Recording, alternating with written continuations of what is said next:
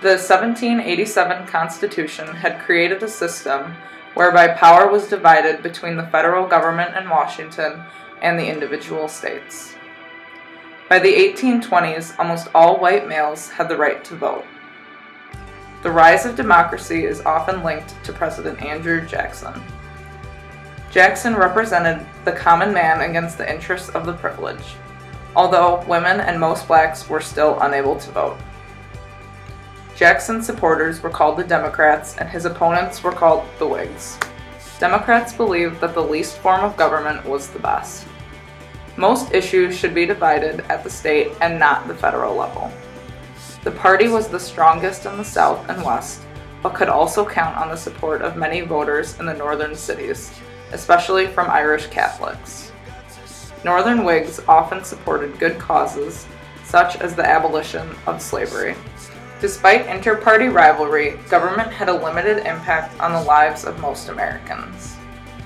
Both houses of the Congress and the Supreme Court were represented by different parties. Each state was guaranteed equal standing in the Senate. States' rights supporters regarded the 10th Amendment as the guarantee of states' rights.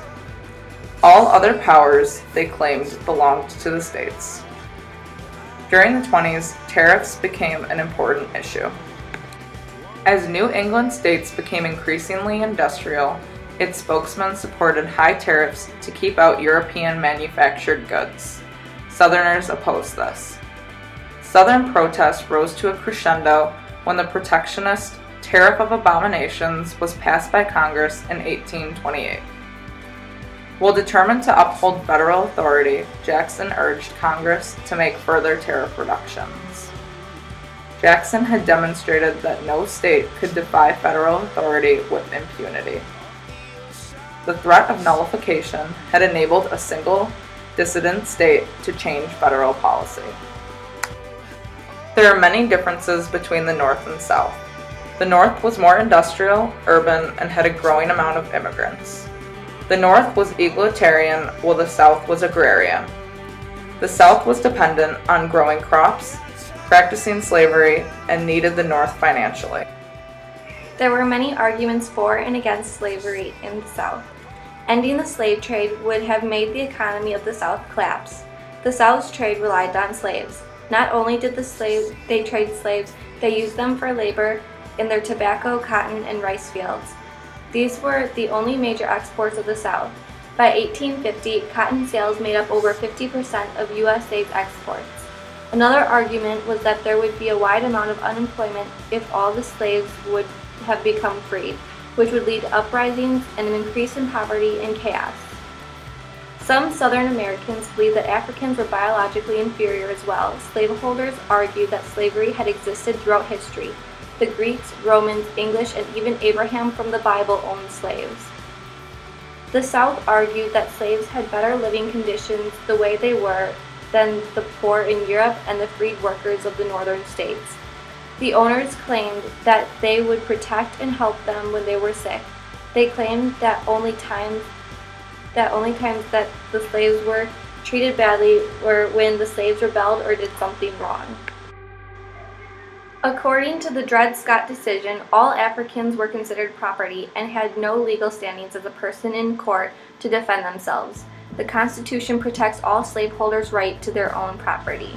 The battle at Antietam was the bloodiest battle in America's bloodiest war, with an average of 1 death every 2 seconds, and by the end, 23,000 soldiers were dead or wounded. Antietam changed the course of the American Civil War. It allowed the Union to stop the first invasion of the North. Lincoln was waiting for good news from the battlefield before he issued his Emancipation Proclamation. The news from Antietam gave Lincoln a reason to give the proclamation, giving the slaves in the South freedom. Antietam also kept Britain and France out of it.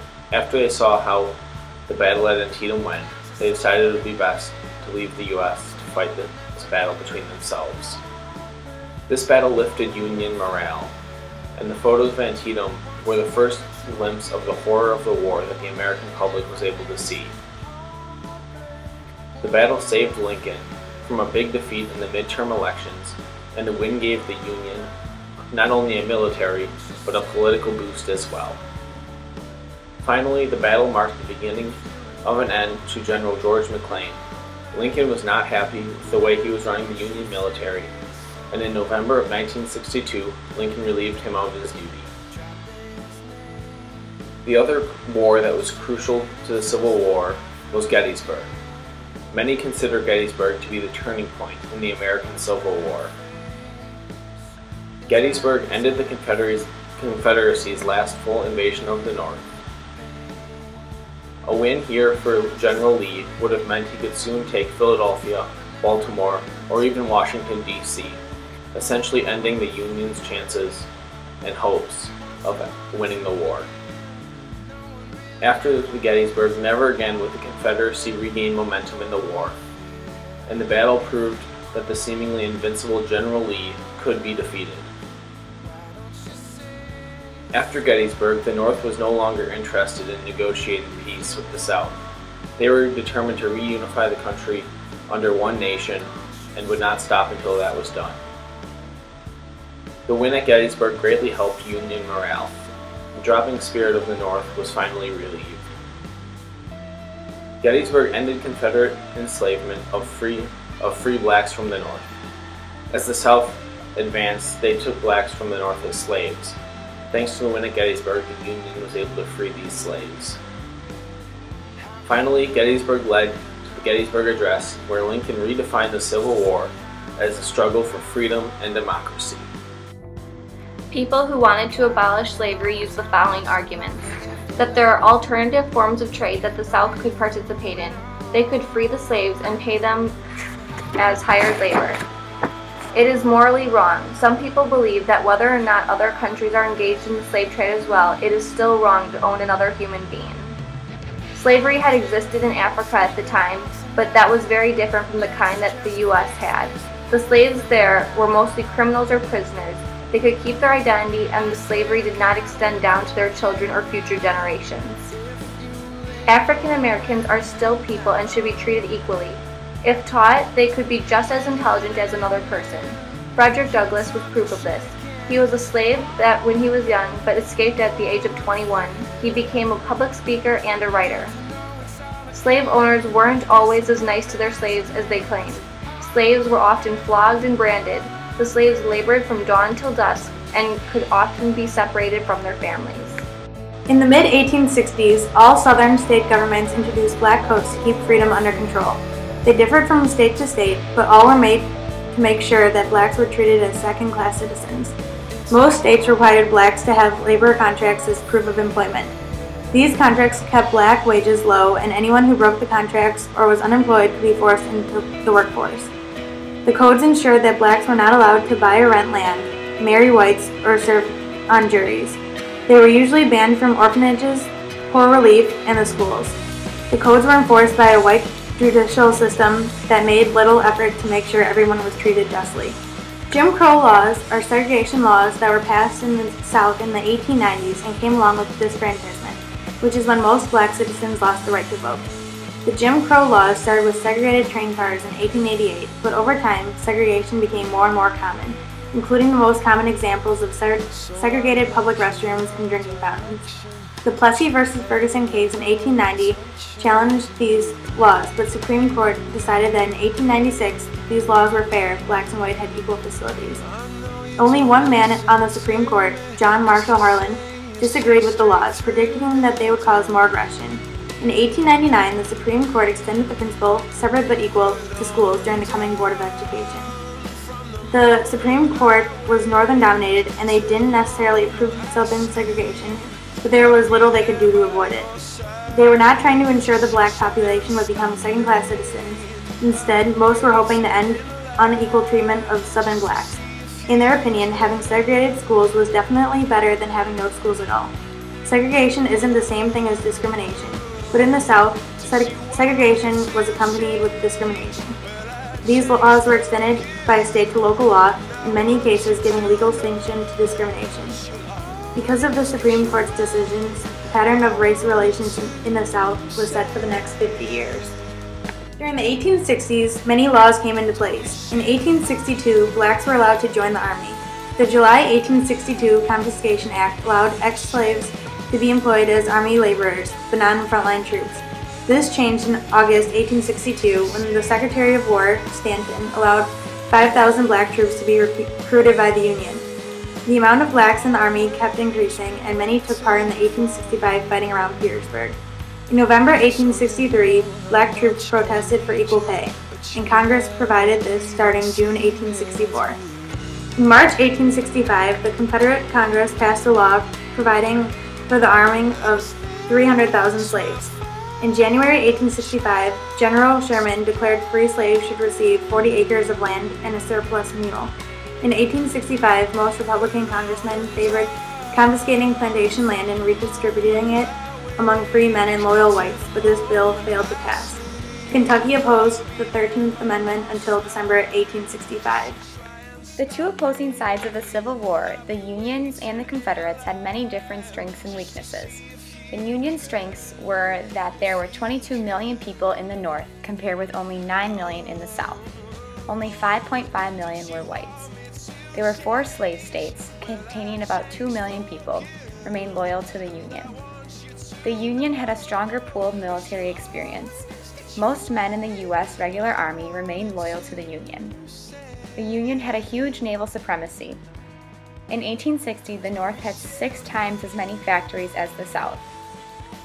The North had many more horses, cows, and sheep, and produced over 80% of the country's wheat and oats. In comparison, Confederates also had advantages. Their advantages were that they consisted of 750,000 square miles. It would be difficult to blockade and conquer.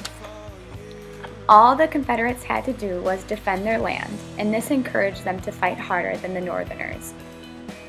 Moral commitment and enthusiasm were high in the South, and cotton was the Confederacy's great economic weapon. The economic resources of the Confederates. The Confederate government could have done more to limit the war's economic effects. More could have been done to supervise the railroad system. Cotton might have been used to a greater effect, and by 1865, the Confederate economy was near collapse. The Union economic success. The economy was able to ensure that Union armies were well equipped and that civilians did not go short of basic commodities. Production gains were especially notable in war-related industries such as canned food, shipbuilding, and munitions. Railroads also made great profits. The shortage of labor may have encouraged the introduction of new machinery in some industries. Farmers were also benefited. Union forces had to be fed, and there were a growing demand from abroad, particularly from Britain. Exports of wheat, corn, pork, and beef doubled. The Union economic problems. The war probably reduced immigration by some 1.3 million people.